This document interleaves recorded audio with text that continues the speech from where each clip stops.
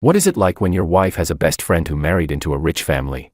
It's that no matter what you do, she always thinks you're not good enough for her. I'm just a hard-working guy, but I was paired with a top-tier succubus, just because the system detected a 99% match between us. But what I didn't expect was that, while this top-tier succubus had a perfect figure and appearance, her temper was awful. The first time she saw me, she complained, saying, "I don't know if the matching system is malfunctioning. How could it pair me with someone like you, a poor loser?" And what was even harder for her to accept was that her best friend Maria, who had once been inferior to her in every way, had actually married the wealthy second-generation heir Makoto and was now living an incredibly luxurious life. So, after our marriage, she only agreed to let me touch her during the period of emotional awakening. The rest of the time, she couldn't stand being near me. Then, one day, I received a message from the matching center saying that my compatibility with Willow was only 30%, and they reassigned me a new succubus. I couldn't wait to share this good news with Willow. I said, "You were right. The matching system did mess up. Our marriage is officially over. Congratulations. Now you can go find your rich, handsome guy." Chapter 1. I helplessly said, "Can you stop biting my neck? I still have to work tomorrow." The tall and cold succubus, Willow, frowned, though her body was surprisingly hot. Hearing this, she seemed like she'd been greatly insulted, and replied in a sharp tone, "Do you think I want to bite you? Our compatibility is 99%. I can't control myself. It's all because of this damn compatibility." Willow complained while her waist twisted wildly. I felt a little exhausted but instinctively apologized. Sorry. Then go ahead and bite me." Willow huffed. She then left a kiss mark on my neck. Her beautiful heart-shaped tail swayed back and forth, showing that her mood was actually not bad at all. I breathed a sigh of relief. After another round of intense actions, I was completely worn out and collapsed into a deep sleep. I was so tired. It was more exhausting than staying up till midnight writing plans at work, but there was nothing I could do. After all, Willow was an S-rank top-tier succubus, and I was just an ordinary human. I had an ordinary appearance, an ordinary background, and we weren't compatible in the slightest. Apart from indulging her at times, I had nothing else to offer. Chapter 2. George, your stamina is really terrible. Every time, I haven't even had enough to eat, and you just fall asleep on your own. No matter how I shake you, you don't wake up. I scratched my head, instinctively apologizing. "Sorry, I'll try harder next time to last a little longer." Willow tilted her chin and said, "Fine, but remember to bring me a matcha cake when you come back." I nodded and then left the room. I matched with Willow 2 months ago. Generally, there are very few humans who can match with a succubus, especially someone as ordinary as me, but I was so lonely. So, I uploaded my profile, hoping to take a chance. I never expected that luck would hit me hard. When I looked at the profile sent from the matching center, it read, Willow, S-rank succubus, 170 centimeters, 34D, hourglass figure. Her looks and figure were simply exquisite, and our compatibility was an astonishing 99%. I had never seen such a beautiful woman. That afternoon, I couldn't even focus on work. I couldn't wait to head to the matching center to meet my succubus. But, as with all beautiful roses, there were thorns. The first time Willow saw me, I could see the disappointment in her eyes. Her tone was harsh, and with a look of disdain, she said, "I don't know if there's something wrong with the matching system. How could I end up matched with someone so ordinary like you?" I was a bit helpless. I forced a smile and asked, "Then, do you still want to go home with me?" To my surprise, the succubus got even angrier. She said, "Then what? You're just going to dump me right after we matched?" I was speechless. Even though Willow was very dissatisfied with me, we still got married and started living together. After marriage, except during the period of emotional awakening, when she'd stick close and hug me, the rest of the time, she almost tried to avoid me. But even just the affection during the period of emotional awakening was enough to wear me out. I didn't exercise much and had average stamina, but a succubus's needs were immense. So, I was always exhausted afterward. Although she didn't like me, I still truly felt the warmth of having someone by my side. I didn't want to live those lonely days by myself anymore. Chapter 3. After work, I didn't forget to bring Willow her favorite matcha cake. Willow had a taste like a child's. She was especially fond of sweet foods. She ate happily, and I couldn't help but feel a little cheerful too. When I saw a bit of cream on the corner of her mouth, I instinctively reached out to wipe it away. To my surprise, Willow immediately avoided my hand. She yelled, "Don't touch me casually." My hand froze in midair, and I couldn't help but feel hurt. I had forgotten that Willow's period of emotional awakening was already over. Apart from that period, she wouldn't get close to me. The warm atmosphere from just moments ago quickly turned cold. I forced a smile, trying to ease the tension. I said, "Sorry, I won't touch you like that again. You haven't gone out in a while, How about I take you out for a walk in a few days? Succubi are naturally social and don't like being cooped up at home. Unfortunately, my work was too busy, and I hardly had time to take her out. Willow snorted and said, "Don't treat me like some stray dog, just taking a walk in the park to brush me off." I replied, "I won't." I added, "How about we go hiking? We could camp and cook out." "You've probably never tried that. It's really fun." Willow's eyes lit up. Then she proudly flicked her tail. She said, "Fine, if you insist, only if you really want to." I nodded and said, "All right, I'll arrange it." Coincidentally, my childhood friend David was returning to the country in a week. He had called me a few days ago. "George, let's get together when I get back." All right. We hadn't seen each other for years. I naturally couldn't refuse and said, "Sure," he said. "Then let's go camping by car. I'll probably bring someone with me, but if you want to bring someone, you can." I thought for a moment and figured I could bring Willow. David wasn't unfamiliar with Willow's name. I had mentioned her to him before. He asked, "The S-rank succubus you matched with?" "Yeah." He laughed. "Looks like you two have adjusted pretty well." Hearing David's teasing tone, I couldn't help but smile bitterly. When I first brought Willow home, I was frustrated too. Why would a succubus with such high compatibility be so repelled by me? Am I really that bad? Sometimes, I couldn't hold it in and would complain to David. In truth, things weren't much better now. The only difference was that, during her period of emotional awakening, Willow was willing to be affectionate with me. Before, she would even hate it when I touched her. I vaguely replied, "It's all right, much better than at the beginning." David laughed and said, "Well, that's good. We'll see you then." Chapter 4. To prepare for the trip, I worked late for several nights in a row to finish my tasks. Willow wasn't happy when she saw me coming back so late every day. She said, "If you don't want to come back, then don't. Why did you marry me if you just want to leave me at home like some ornament?" I heard the tone of resentment in her voice. It sounded different from usual. I asked, Is your period of emotional awakening back?" I said, "Wait for me to take a shower first." Succubi have many needs. Although I was already very tired, I still had to try my best to satisfy her. Otherwise, Willow would throw a tantrum and probably break everything in the house. Willow straddled me, her lace skirt gently flowing, and her normally fair skin now tinted with a faint red. I couldn't help but raise my hand. But as soon as I touched her, she trembled slightly and bit her lip, whispering, "Be careful with your hands." She was burning with heat, and her eyes grew increasingly dazed, her seductive movements losing their rhythm. So, I grabbed her waist and took the initiative, until all my chaotic thoughts were swept away. Willow let out a soft hum and lay in my arms, saying, "Even though you're not much to look at, this doesn't feel so bad." The lingering warmth of the bedroom hadn't dissipated yet. Before I completely fell asleep, I felt Willow gently rest her tail on my waist, wrapping it around me. This was the succubus way of showing dependency on her partner. I felt a warmth in my heart and instinctively held her tighter. Willow mumbled softly, "You're so annoying," but she didn't push me away. Chapter 5. On the weekend, David came to pick me up. We met at the entrance of the neighborhood. He immediately came over and patted my shoulder. "George, long time no see. This is Lisa, a friend I met abroad." I looked in the direction David pointed. A slim, long-legged blonde with blue eyes stood beside him. Before I could react, she leaned in and pressed her cheek against mine. I was stunned. Willow immediately pulled me back, her beautiful eyes full of hostility. David laughed. "Don't misunderstand. It's a cheek-kissing greeting in their country." David put his arm around my shoulder and whispered, "George, you're quite the lucky guy. It's the first time I've seen her so affectionate with someone. Just making that little succubus jealous." I waved my hand. "She won't get jealous. She always thinks I'm too ordinary to deserve her." David frowned. "Too ordinary to deserve her? Has she been brainwashed by the idea of being above others?" I didn't continue the conversation and changed the subject. The four of us were in the car, chatting casually from time to time. Soon, we arrived at our destination. It was on top of a mountain, and we had to hike up a mountain path. My physical condition was poor, and I was quickly left behind. David teased, "George, are you even okay? You're way too weak." I was speechless. If I'm weak, half of it is because of work, the other half is because of Willow. I looked up,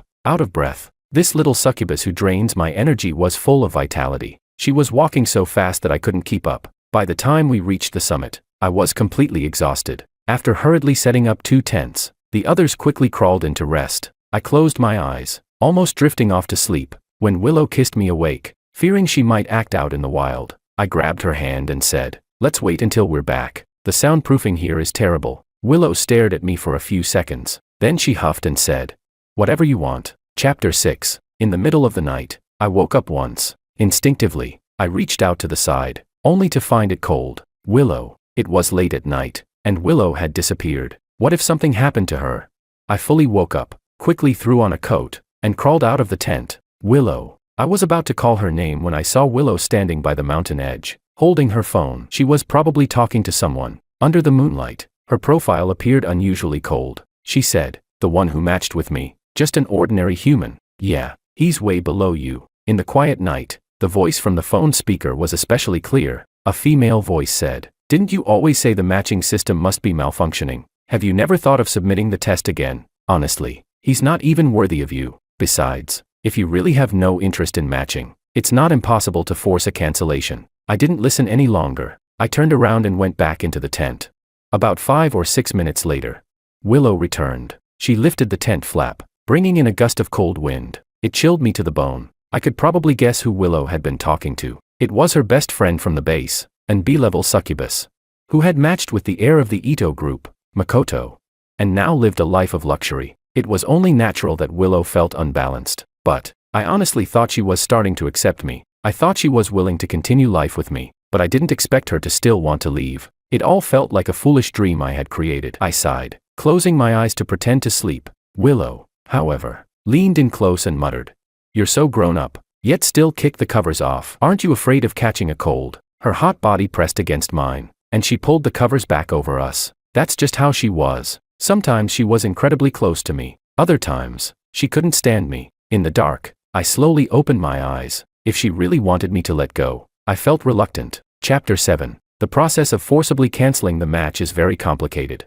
Even if submitted to the matching center, it has to go through a rematching process and multiple layers of review. It can be said that it's extremely troublesome, but Willow doesn't like me, so she probably won't mind the hassle. My thoughts were all over the place that night. The next day, I walked out of the tent, my dark circles under my eyes, feeling completely drained. David looked at me in shock and said, "George, young people need to learn some self-control, don't you think? You look like your little succubus sucked all the energy out of you." I was speechless and replied, "What are you talking about? I just drank too much coffee and didn't sleep well." David sneered, "You better be telling the truth." Lisa was preparing food not far away, and the delicious smell wafted through the air, making my stomach growl. Maybe my hungry expression was too obvious. Lisa's dark green eyes curved into a smile as she said, "Do you want to try some?" The stir-fried pork was tender and juicy. I took a bite and gave a thumbs up. "You're really good at cooking." She smiled and said, "I lived in your country for a while, and the cooking skills were taught to me by my neighbor's grandmother."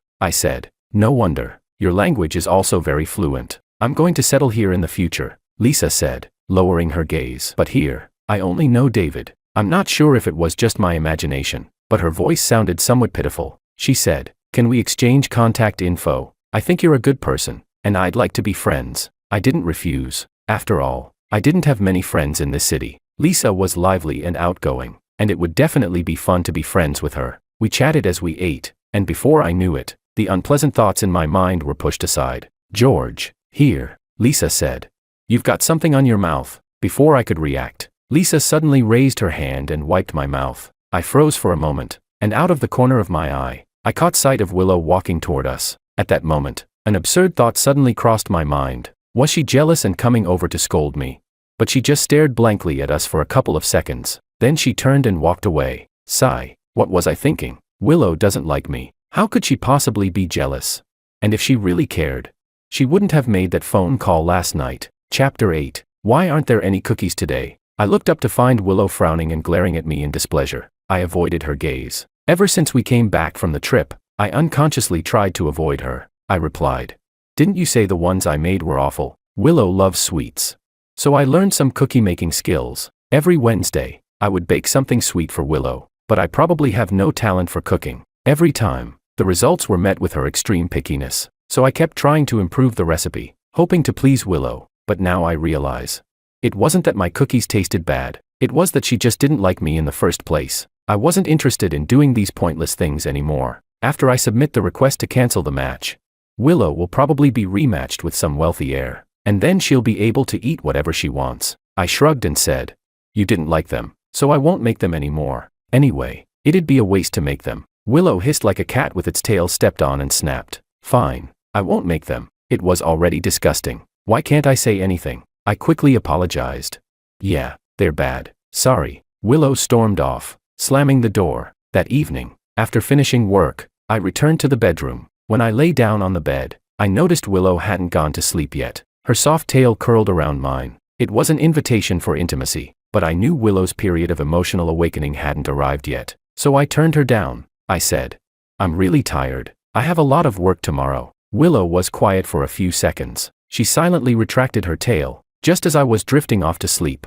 Her cold voice suddenly sounded. She said, "You found someone else outside and now you're going to ditch me." I didn't quite catch it and instinctively replied, "What?" The next moment, the sharp pain on my neck made me fully awake. "What are you doing?" She bit her lip and said, "George, I probably never told you why my parents divorced, did I?" I furrowed my brow, not understanding why she suddenly brought this up. She said, "My mom is a succubus, my dad is human, and their matching compatibility was really high, but my dad still ended up cheating. A succubus only has one mate in her life, but human infidelity seems to be ingrained in their very nature. So, I hate humans." In the dark, her eyes gleamed with clear disgust. She said, "And I hate you." I was silent for a moment before saying, "I know. Willow hated me. I've always known that. Maybe I should have let go a long time ago." Chapter 9. After submitting the report to cancel the match, the next day, I received an acknowledgement receipt. The staff member called me, saying, "Mr. George, are you sure you want to cancel your bond with your succubus? It's very rare for a human to have such a high compatibility with an S-level succubus." I replied,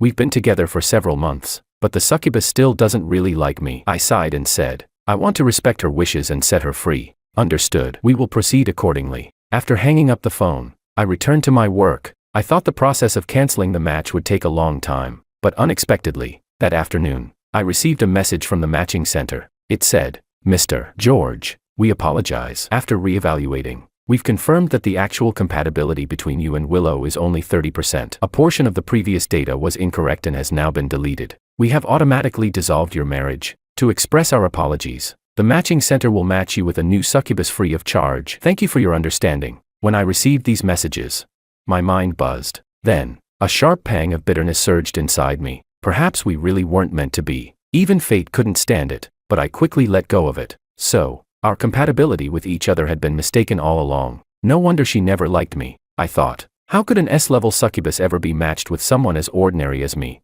Now, our marriage had been dissolved directly. It happened much faster than I expected. Willow wouldn't have to keep forcing herself to stay under the same roof with me anymore. That was definitely great news for her. After all, she had always envied her best friend's situation. I got home, and Willow was snuggled up on the sofa watching a show. When she saw I was carrying a lot of things, she raised an eyebrow and asked, "Is today some special occasion? Why did you buy so much food?" I nodded and said, "Yes, there's actually good news." She asked, "What's the news?" I said, "You were right. The matching system really did have a problem. The matching center messaged me this afternoon. Our compatibility is actually only 30%. I took a deep breath and smiled at her. "Our marriage has been dissolved. Congratulations. You're free." Chapter 10. Willow's phone hit the floor with a loud snap. She stood up, her eyes wide, and said, "What did you just say? How is this possible?" She looked genuinely shocked. I asked in confusion, "Why is it impossible? Haven't you always disliked me?" I sighed and said, "If our compatibility was really high, you wouldn't hate me so much, would you?" Willow opened her mouth to speak, but then paused. It seemed like she wanted to say something more. I said, "You'll probably be rematched with someone more suitable for you, maybe even marry into a rich family." After hearing this, a look of sarcasm crossed Willow's face. She asked, "So, are you happy?" I didn't understand what she meant, but I still replied, "I'm okay with it." "Aren't you happy?" She said, "Of course I'm happy." Willow spoke slowly, each word sharp with bitterness, and she said, "I'm going to pack my things and leave. Don't worry, I'm not the clingy type. I'm not a pathetic, needy succubus who won't let go. And once we're divorced, I can be matched with a super better human. I'm so happy." I nodded and said, "I hope all your wishes come true." I asked, "So, are you going to eat before you leave?" She replied, "Eat? What for? Didn't you say our marriage has been dissolved? It's so inappropriate for a stranger like me to stay in your house." I thought about it for a moment and realized she had a point. She hated me so much, she probably couldn't wait to leave. Willow added, "But if you truly beg me," I interrupted her.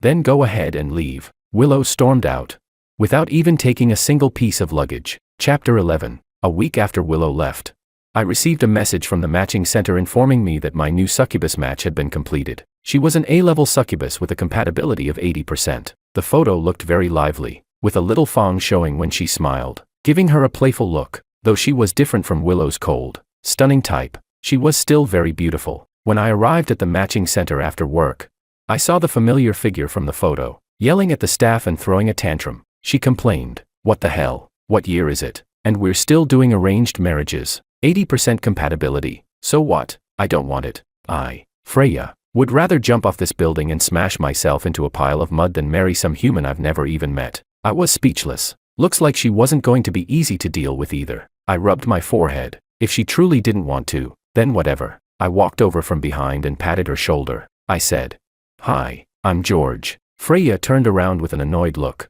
the moment she saw my face.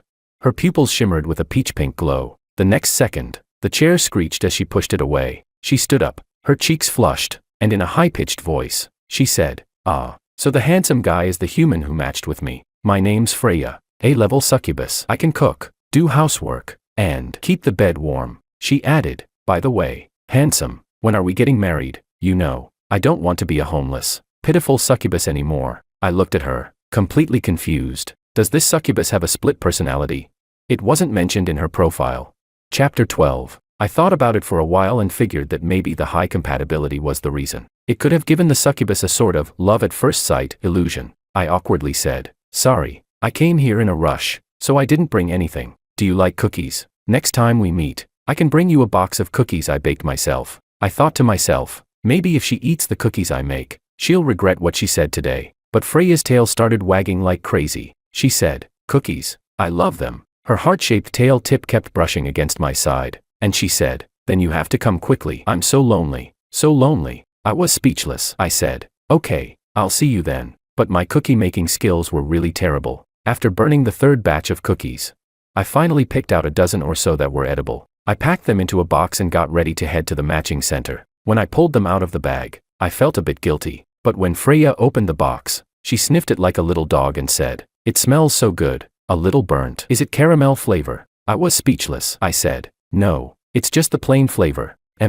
Delicious. Really delicious." Freya's reaction to the cookies was completely different from Willow's. I remembered that Willow had been brutally honest when she commented, "This stuff is so bad even a dog wouldn't look at it." Sure enough, desserts are best made for people who can provide emotional value. "Is this your new succubus?" A cold voice suddenly came from behind me. Uh-oh. Just when I was thinking about her, she shows up. I turned around and saw Willow, who I hadn't seen in weeks, standing not far away, her face twisted in a mocking expression. She said, "So ugly, but it fits you, of course. Other than me, how could you ever match with an S-level succubus?" Freya tilted her head and said, "Hey, X, have you ever heard that insecurity and sensitivity can make a person unexpectedly aggressive?" Willow scoffed in disbelief. "Insecure? Compared to you, what's wrong with me?" Freya snorted and said, "Maybe it's because you don't have a husband who bakes cookies for you." Just a moment ago, Willow had been full of mockery, but when she saw the cookies in Freya's hands, her expression immediately vanished. Her eyes gradually filled with anger and resentment.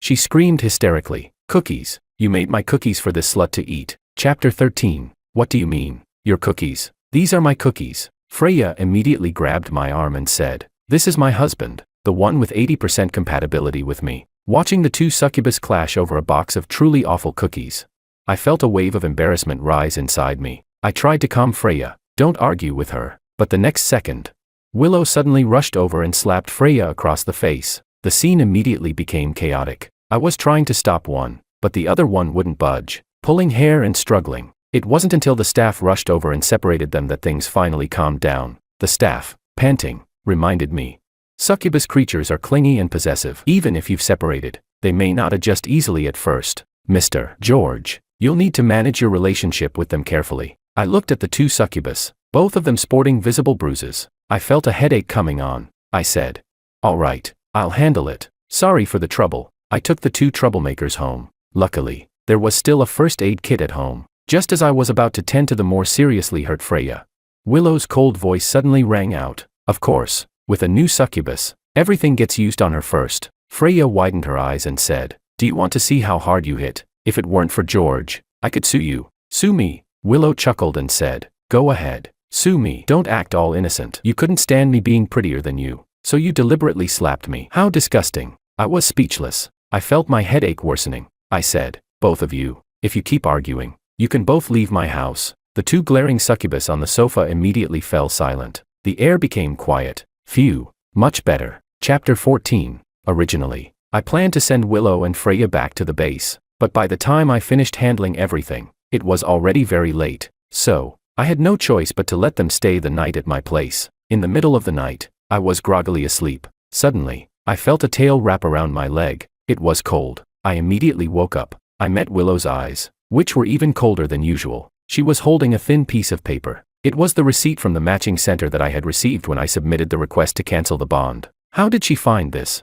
As expected, Willow immediately started accusing me. She said, "So, George, you've actually wanted to get rid of me all along, right?" I swallowed nervously and said, "No, let me explain. Can you go down first?" "No." Willow's eyes reddened. "I'm really upset right now," I said. "We've already ended things. I can't comfort you anymore." "Is that so?" Willow bit her lip and said, "George, you've already had me, and now you just want to walk away. You're dreaming." Willow clung to me tightly, her little fang biting down on my shoulder. A period of emotional awakening succubus is surprisingly strong, and I couldn't break free right away. I tried to reason with her, saying, "You'll have a new match." Willow got even angrier, shouting, "I'm not like you, so easily accepting a new match. It's only been a few days. George, are you that impatient? So, how long are you going to play with this new little succubus before you get bored? You won't get tired of her any faster than me, will you?" Willow's tone made it sound like I had done something wrong, as if it wasn't her who had said she wanted to end things over the phone that night, as if it wasn't her who had said she hated me. A surge of anger rose inside me. I locked her wrist and said, "Willow, my compatibility with her is 80%. And didn't you say you hated me? What are you making such a fuss about now?" Willow shouted. "Stop slandering me," probably because the noise inside the room had gotten too loud. Freya must have woken up at some point, not seeing Willow in the living room. She must have guessed what was going on and came over to knock on the bedroom door. "George, are you two together?" I froze in shock, quickly covering Willow's mouth. When the noise outside finally stopped, she said, "I've locked the door. Are you going to open the door for her?" Willow blinked and said, "If you still have the strength to do so." Chapter 15. Willow tied her hair up and said, "Your new succubus won't mind, right?" She said, "Sorry, I didn't mean to bite that hard." Period of emotional awakening. Couldn't help it. She said sorry, but her tone showed absolutely no remorse. She rolled her eyes and said, "Anyway, you've already played with me like this. If you don't take responsibility, I'll swing on your ceiling beam with my neck." I was speechless. I looked down at the marks all over my body. Who the hell is playing who here? My body ached all over, and I didn't even have the energy to complain. As soon as the bedroom door opened, Freya, who had been waiting by the door all night, immediately rushed in with claws out. Without a word, she precisely locked onto Willow. She slapped her right across the face. Her wounds from yesterday hadn't even healed. The two succubus started fighting again. They tumbled from the bed to the floor, constantly cursing at each other. Freya yelled, "You cheap succubus, divorced and still coming after George, only playing these petty tricks. Do you have any shame?" Willow retorted, "George was my husband to begin with. If it weren't for that damn matching center, we'd never have gotten divorced. You dare talk about being the mistress. Now you're the mistress, you slut. I'll slap you to death." What's the difference between having two noisy pets at home? It took me a while to separate them. Both succubus had their tails raised, still glaring at each other in hostility. I sighed and said, "Willow, can we talk?" Chapter 16. What do you want to talk about? Willow said arrogantly, lifting her chin. "If it's about remarrying, then I agree. But you have to get rid of that succubus first." I shook my head and said, "Willow, please leave." Willow opened her mouth but didn't speak right away. After a few seconds, her eyes slowly reddened. She said, "You're kicking me out for her. You really don't want me anymore." I took a moment to choose my words and finally spoke. "Actually, you might feel dependent on me right now because every time you've had a period of emotional awakening, I've been the one comforting you. So, it's hard for you to break that dependency." The staff mentioned before that recently separated succubus often go through an adjustment period, feeling clingy and possessive. "If you're really uncomfortable, I can take you to see a doctor." Willow's tears fell onto my hand, burning hot, but her expression remained defiant. She said, "You talk so nobly, but isn't it because you have a new succubus, so you don't want me anymore?" "It's not the first time. Anyway, I barely convinced myself not to care about you finding another succubus. How did I become like this? Why have I become so pathetic? You horrible human, do you know you ruined me?" When she said that, it finally clicked in my mind. Actually, after we returned from the trip, Both I and Willow had become strange. One night, when we were sleeping, she even bit me. So, back then, she must have misunderstood me and Lisa. She was jealous. But this realization came too late and didn't seem that important anymore. I didn't bother explaining. I said, yes, our compatibility was so low. We shouldn't have been together in the first place. And I heard everything when you called me that day. Didn't you also want to cancel the bond? You thought I wasn't good enough for you. And now everything is just as you wanted. Willow loudly retorted. I didn't. My best friend tried to meddle with our relationship. And I yelled at her right away. You, eavesdropping on me, can't even hear everything. I was speechless. She's the one being all defensive. And now she's blaming me. I frowned and said, but after being with me, haven't you always thought I wasn't good enough for you? You hated me, never wanted to get close to me, and only allowed intimacy during period of emotional awakenings. Was I mistaken about you too? Willow sniffled a couple of times. She said, I'm sorry. When the match results came out, I was mocked for days by the succubus at the base, all of them laughing at me for matching with an ordinary human. So I was holding on to that anger, feeling humiliated, and that's why I kept trying to upset you. But, actually, you're really good. You're not ordinary at all. You're wonderful. And you're so kind to me. Your personality is great. The cookies you baked are really good too. Everything about you is great. I like you. I don't want to divorce you at all. But my personality is too bad. That's why I've been so unreasonable. I won't do that again. Can you give me another chance? Chapter 17. I didn't answer. My feelings for her were real. She might like me too, but she often belittled me, calling me useless, always saying I wasn't good enough for her. Even if it was in anger, the harm she caused me was real. She made me doubt myself, made me feel insecure. If I forgave her so easily, it wouldn't be magnanimous. It would be admitting that my boundaries could be trampled on. Why do I like someone who refuses to speak kindly to me? She was always like this. She would prepare a bath for me when I came home from work. She'd tell me she learned some massage techniques online and then give me a massage. She would secretly try to cook, only to burn herself and get blisters. She'd take care of me when I was sick, but when I woke up, she'd complain about how troublesome I was. The porridge she made was awful, all burnt. Although, to be honest, my own porridge wasn't much better. But with no one in the house who could cook, how could we survive?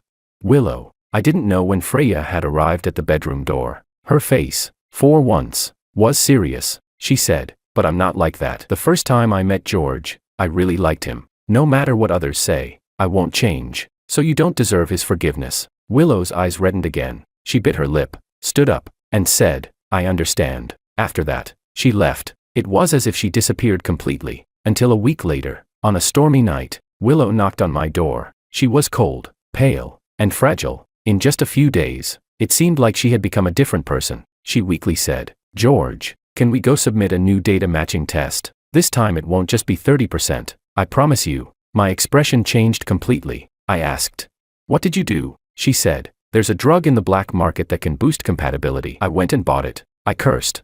Willow, are you crazy? Chapter 18. I'm sorry. Willow trembled as she spoke, her lips quivering. She said, if I can't cook well, I'll learn. If my personality isn't good, I'll change. If you won't forgive me, I'll make up for it. But if the compatibility isn't high, I really can't help it. I never thought Willow would go this far. Such a proud person. I frowned and said, I don't need you to do this. You'll die. Do you understand? We need to go to the hospital. She choked. But what should I do? Without a high compatibility, you won't like me. I really wanted to shake some sense into her. But her condition wasn't good. I sighed and said, I don't like someone because of their compatibility. The first time I met you, I liked you. Otherwise, I wouldn't have married you. Willow's eyes slowly lit up. I continued. My reason for separating from you is that your actions later on really hurt me. Love isn't something that's only measured by compatibility. I turned my head and saw Freya's eyes filled with resentment. I cleared my throat and said, well, I guess we can't completely disregard it. I thought to myself, but honestly, whether it's 5%, 30%, or 100%, it didn't really make a difference to me. Chapter 19. After Willow caused a scene at the hospital, she came back out again. After a brief period of weakness, she bounced back to her usual energetic self. She had plenty of time to argue with Freya and be jealous again. This made the house restless. A few days ago, while chatting with David on the phone, I was venting about this whole situation. David laughed at me for 10 minutes straight. Then, he finally said slowly, well, actually, it's not that big of a deal. Don't you think your two succubus are like a proud little cat and a simple little dog? On the surface, cats and dogs don't seem to get along, but they can balance each other out. In general, whoever is more obedient, you just treat them better. Ah, George, congratulations. You're living the dream with both a cat and a dog. I was speechless and hung up the phone. Sure enough, that night, the two of them had another big argument. I opened my phone, planning to look up some succubus care tips, but then I got a message from Lisa. She invited me out for dinner. She's in charge of coordinating with our company now, so it was probably about contract stuff. I agreed to meet. When I arrived, I sat down and hadn't even had time to take out the documents. When Lisa looked at me with burning eyes and said, "George, I like you," I was speechless. Chapter 20. I said, "No, you know, I already have a succubus partner." She asked, "But didn't you two get divorced?" I said, "I just found someone recently." She replied, "All right, I can wait until you get divorced again." The atmosphere became a bit awkward, so I stood up and said I needed to use the restroom. As soon as I opened the booth door, the two succubus suddenly tumbled right in front of me. I was shocked. "You're following me?" Willow looked at me with a gaze full of resentment. She said, "Isn't two succubus enough for you? Are you collecting them?" I rubbed my forehead and said, "Can we talk about this at home?" I returned to the booth, formally rejected Lisa, and then brought these two troublemakers back home. On the way back, Willow and Freya couldn't stop complaining. The two succubus, faced with a rival, surprisingly found common ground. They started singing in unison.